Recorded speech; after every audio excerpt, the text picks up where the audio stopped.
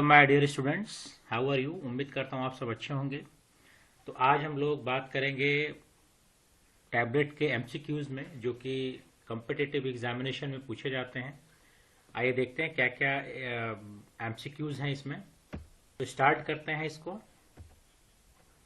पहला क्वेश्चन है यहाँ पे, disintegration time for sugar coated tablets. इसमें ऑप्शंस आपके दिए गए हैं 30 minutes, 15 minutes, 16 minutes and 40 minutes. तो डिसइंटीग्रेशन अगर देखें, डिसइंटीग्रेशन क्या होता है, तो डिसइंटीग्रेशन का मतलब होता है ब्रेक डाउन ऑफ टैबलेट। ये हम सब लोग जानते हैं। डिसइंटीग्रेशन का मतलब होता है ब्रेक डाउन, टैबलेट का टूटना। ठीक। अब टैबलेट का टूटना इंपॉर्टेंट है क्योंकि टैबलेट जितना जल्दी ब्रेक होगी उतना ही जल्दी डिजोल्व होगी और डिजोल्व होने के बाद ब्लड में जाके एक्शन शो करेगी। तो हर टैबलेट्स का अगर देखें तो डिसइंटीग्रेशन टाइम फिक्स किया गया है। तो यहाँ पे पूछा गया शुगर कोटेड टैबलेट्स का। तो शुगर कोटेड में देखें, अगर हम कोटेड टैबलेट्स की बात करें तो कोटेड टैबलेट्स में दो आते हैं, एक तो फिल्म कोटेड आती है और एक आती है शुगर कोटेड।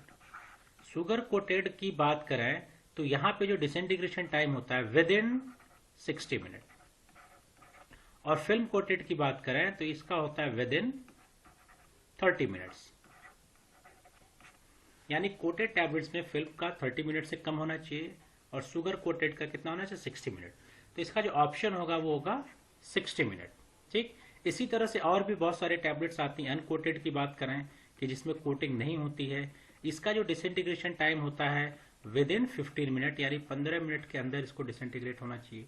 इसी तरह से डिस्पर्सिबल टैबलेट्स आती हैं। डिस्पर्सिबल टैबलेट की बात करें तो उस टैबलेट्स का कहते हैं विद इन 3 मिनट्स होना चाहिए, 3 मिनट के अंदर डिजोल्व होना चाहिए। इफरवेसेंट टैबलेट्स आती हैं। इफरवेसेंट टैबलेट जैसे आपका पेप्सिस वगैरह इनो के टैबलेट्स आते हैं, इनका अगर देखें तो डिसइंटीग्रेशन टाइम 5 मिनट के अंदर होना चाहिए। तो हर कैटेगरी के टैबलेट्स का अगर आप देखें तो जो डिसइंटीग्रेशन टाइम है वो फिक्स किया गया है। लेकिन यहाँ पे शुगर कोटेड का पूछा गया है, इसलिए बड़े आसानी से आप कह सकते हैं 16 मिनट। तो इसका आंसर अगर आप देखें तो क्या होगा, C, that is 16 minute. Next question पे चलें। Which of the following is a direct compression diluent. Direct compression diluents में आपके ऑप्शंस दिए गए हैं acacia, light mineral oil, hydroxy, ethyl cellulose and microcrystalline cellulose. तो देखिए, जो टैबलेट्स प्रिपेयर किया जाता है वो टैबलेट्स हम लोग दो तरह से प्रिपेयर करते हैं। एक तो डायरेक्ट कंप्रेशन यानी पाउडर लिया और उसको कंप्रेस किया, और दूसरा हम लोग ग्रेन्यूल्स बनाते हैं और ग्रेन्यूल्स बनाने के बाद कंप्रेस करते हैं। दो मेथड्स यूज करते हैं। डायरेक्ट कंप्रेशन के लिए जो सबसे इंपॉर्टेंट चीज है कि जो आपका पाउडर है वो क्या होना चाहिए, क्रिस्टलाइन होना चाहिए, क्रिस्टलाइन। अब यहाँ पे डायरेक्ट डाइल्यूएंट पूछा जा रहा है तो डाइल्यूएंट का भी नेचर क्या होना चाहिए, क्रिस्टलाइन। यानी जिस भी डाइल्यूएंट हो या ड्रग उसका नेचर अगर क्रिस्टलाइन है तो उनको हम लोग डायरेक्ट कंप्रेस कर सकते हैं, ग्रेन्यूल बनाने की जरूरत नहीं है। तो यहाँ पे देखें, अगर हम लोग क्रिस्टलाइन सिस्टम है तो माइक्रो क्रिस्टलाइन सेलुलोज, यानी इसका ऑप्शन होगा डी। तो डायरेक्ट कंप्रेशन के लिए प्रॉपर्टी होनी चाहिए कि पाउडर क्रिस्टलाइन होना चाहिए, क्रिस्टलाइन में बाइंडिंग प्रॉपर्टी अच्छी होती है, तो इसे हमें ग्रेन्यूल बनाने की जरूरत नहीं पड़ती है। इसे हम लोग डायरेक्ट कंप्रेशन मेथड से बना सकते हैं। ओके, तो इसका ऑप्शन देखा जाए तो ऑप्शन होगा डी। तीसरा क्वेश्चन देखा जाए, substance use to increase the weight of tablet is called. Tablet का वेट कौन बढ़ाएगा, वेट का मतलब वॉल्यूम कौन बढ़ाएगा। वॉल्यूम बढ़ाने के लिए हम लोग इनर्ट मटेरियल ऐड करते हैं, और उस इनर्ट मटेरियल जो ऐड करते हैं उसको हम लोग बोलते हैं डाइल्यूएंट। ठीक, या इसी को हम लोग बोलते हैं फिलर, फिलर भी इसको कहा जाता है। तो डाइल्यूएंट यहाँ पे है ऑप्शन ए। ठीक, डाइल्यूएंट और फिलर क्यों यूज किया जाता है, जब ड्रग का डोज कम हो, यानी डोज इतना कम है कि हम इसको आसानी से कंप्रेस नहीं कर पाते हैं, तो हम लोग क्या मिलाते हैं, डाइल्यूएंट, और डाइल्यूएंट मिला के इसका जो वॉल्यूम है वो इंक्रीज कर देंगे, और जब वॉल्यूम इंक्रीज होगा तो आसानी से फिर इसको हम कंप्रेस कर सकते हैं।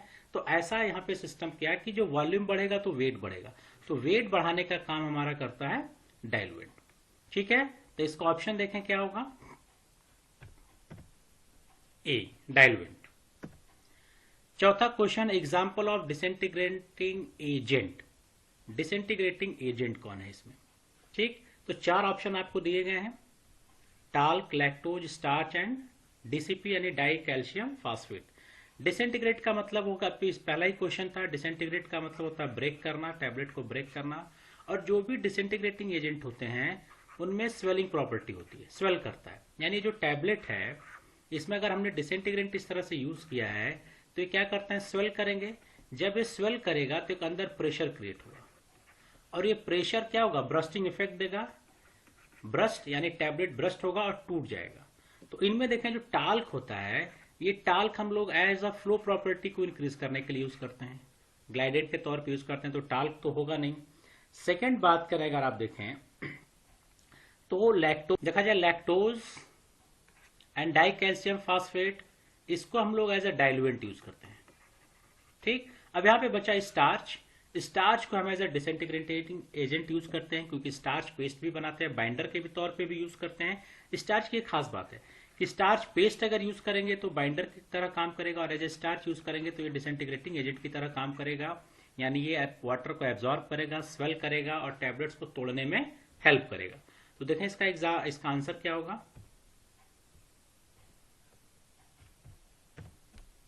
सी, दैट इज ए स्टार्च। अब lozenges tablets are design to, ठीक, lozenges tablets are design to dissolution in stomach, slow dissolution in mouth, dissolution in intestine, dissolution in colon. तो ऑप्शन होगा स्लो डिसोल्यूशन इन माउथ, क्योंकि lozenges जो बनाए जाते हैं ये लोजेंजेस भी आपका टैबलेट्स होता है जो कि इस तरह से डिजाइन किया जाता है जो कि ज्यादातर हम लोग थ्रोट इन्फेक्शन में यूज करते हैं, गले के इन्फेक्शन में यूज करते हैं। जो विक्स आपने देखा है मार्केट में, विक्स आते हैं, स्ट्रेप्सिल्स आती हैं, ये जो स्ट्रेप्सिल्स हैं ये सारे हमारे क्या होते हैं, लोजेंजेस होते हैं। और इनको बनाया जाता है मोल्डिंग टेक्निक से। मोल्डिंग टेक्निक का मतलब होता है कि हम इसको पहले जो भी सब्सटेंस है इसको मेल्ट करते हैं, और मेल्ट करने के बाद फिर इसको क्या करते हैं, कूल करते हैं। तो मेल्ट करने पे ये आपका लिक्विफाई होगा, और कूल करने पे फिर क्या हो जाएगा, सॉलिड हो जाएगा। तो ये लोजेंजेस हैं जो माउथ में स्लोली डिसॉल्व होते हैं। ठीक, जो भी विक्स हैं सब्सटेंस स्लोली डिसॉल्व होंगे, और इसीलिए लिखा गया स्लो डिसोल्यूशन इन माउथ। इनको हम लोग लोजेंजेस कहते हैं, जो कि थ्रोट इन्फेक्शन में यूज किया जाता है।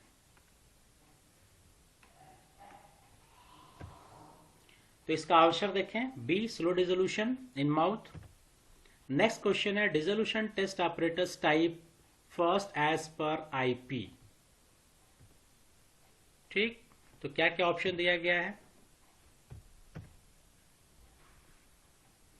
Paddle, basket, rotating cylinder.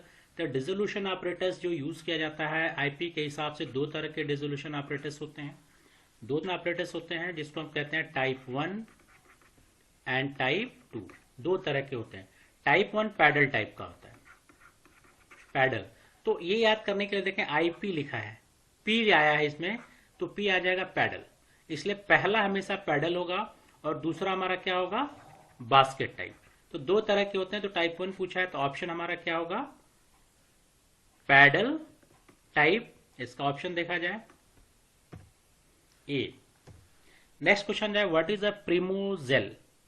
प्रीमोजेल क्या है, ठीक, प्रीमोजेल क्या है ये देखा जाए तो substituted HPMC for direct compression, modified microcrystalline cellulose for direct compression, hydrogelling polymer for gel formation, modified starch for the disintegration.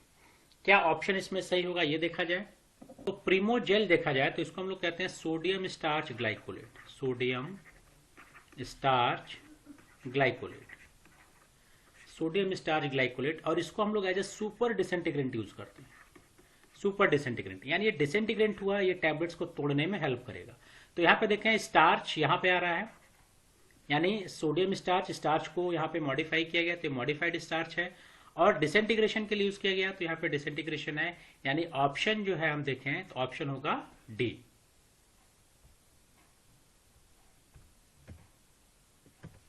Next question, the enteric coated tablets are design to release drug in. यानी enteric coated tablets जो होती हैं वो drug को कहाँ release करेंगी, तो एंट्रिक coated देखा जाए तो ड्रग को रिलीज, जो आपके पास ऑप्शन जो है ये ड्रग को रिलीज करती है इंटेस्टाइन में। जो एंट्रिक कोटेड टैबलेट्स होती हैं ये बना ही जाती हैं जो स्टमक को बाईपास करें, और इस एंट्रिक कोटेड टैबलेट्स में हम लोग एंट्रिक कोटेड पॉलीमर यूज करते हैं। ठीक, ये जो एंट्रिक कोटेड पॉलीमर होते हैं इनकी सॉल्युबिलिटी क्या होती है, पीएच पे बेस होती है। पीएच बेस का मतलब कि अब यहां देखें स्टमक है हमारे पास और इंटेस्टाइन। ठीक, स्टमक का पीएच हमारा एसिडिक होता है और इसको हम कह रहे हैं कि जो इंटेस्टाइन का पीएच है वो एल्कलाइन है या लेस एसिडिक होता है। तो यहां पे देखें जो स्टमक है, हम जो पॉलीमर यूज कर रहे हैं एंट्रिक कोटेड पॉलीमर, वो लोअर पीएच पे इनसॉल्युबल होता है। ठीक, और जब इंटेस्टाइन में जैसे हायर पीएच पे जाएगा तो क्या हो जाएगा, सॉल्युबल हो जाएगा। तो जब एंट्रिक कोटेड टैबलेट्स हमने बनाया तो जब वो स्टमक में जाएगा तो वो ड्रग को रिलीज नहीं करेगा क्योंकि वहां पे पॉलीमर डिसॉल्व नहीं हो रहा है। और जैसे इंटेस्टाइन में जाएगा पीएच हायर होगा, वहां पे पॉलीमर डिसॉल्व हो जाएगा और ड्रग को रिलीज करेगा। तो ड्रग रिलीज किया गया इंटेस्टाइन में। और एंट्रिक कोटेड बनाते ही इसीलिए है कि जो ड्रग अगर एसिड में डिटोरिएट हो रही है, खराब हो रही है, उनको बचाने के लिए हम लोग इस तरह के फॉर्मुलेशन को भी यूज करते हैं जिसको बोलते हैं एंट्रिक कोटेड टैबलेट्स। ठीक है। 9th देखा जाए, starch paste used in the manufacturing of tablets as. तो अभी स्टार्टिंग में आया था, डिसइंटीग्रेंट पूछा था, यहां पे स्टार्च और पेस्ट यूज किया जाए। तो हमने कहा अगर स्टार्च यूज करते हैं, प्लेन अगर स्टार्च यूज किया जाए तो ये डिसइंटीग्रेटिंग एजेंट की तरह यूज करते हैं। लेकिन अगर यहाँ पे पेस्ट वर्ड लगा दिया गया तो ये पेस्ट है, यानी ये बाइंडर का काम करेगा। अब ये बाइंडर का काम करेगा क्योंकि जो भी चीज जो बाइंडर होते हैं वो somehow they are act as a disintegrating agent, क्योंकि जो बाइंडर होते हैं उन्हीं में क्या होती है, स्वेलिंग की प्रॉपर्टी होती है। तो यहाँ पे जो स्टार्च पेस्ट का यूज है, वो स्टार्च पेस्ट का यूज क्या होगा, एज अ बाइंडर हम लोग यूज करेंगे।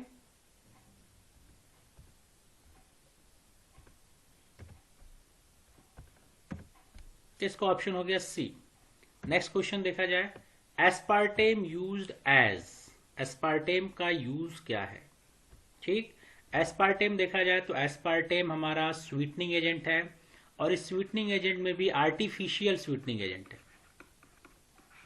क्योंकि जब स्वीटनिंग एजेंट्स हम पढ़ेंगे तो वहां पे नेचुरल स्वीटनिंग एजेंट्स होते हैं, आर्टिफिशियल स्वीटनिंग एजेंट्स होते हैं, सेमी सिंथेटिक भी होते हैं। तो ये जो एस्पार्टेम है that is a pure artificial sweetening agent. तो इस तरह के भी क्वेश्चंस पूछे जाते हैं। कलरिंग एजेंट्स के एग्जांपल आपको पता होना चाहिए, फ्लेवरिंग के भी पता होना चाहिए, प्रिजर्वेटिव के भी पता होना चाहिए। तो इस तरह के भी क्वेश्चंस आपके एमसीक्यूज में पूछे जाते हैं। तो इसका ऑप्शन देखा जाए क्या होगा,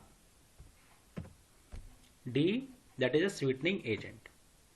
तो ये आपका टैबलेट्स पे रिलेटेड कुछ एमसीक्यूज थे जिसको एक्सप्लेनेशन के साथ मैंने बताया, जो आपके बहुत सारे कम्पिटिटिव एग्जामिनेशन में हेल्प करेंगे। इस तरह के एमसीक्यूज क्वेश्चन को सॉल्व करते रहिए और कोई भी एमसीक्यूज का अगर आंसर या कोई भी कंफ्यूजन आपको हो तो आप मुझे कमेंट बॉक्स में लिखिए, मैं उसका आपको एक्सप्लेनेशन बता दूंगा। Thank you.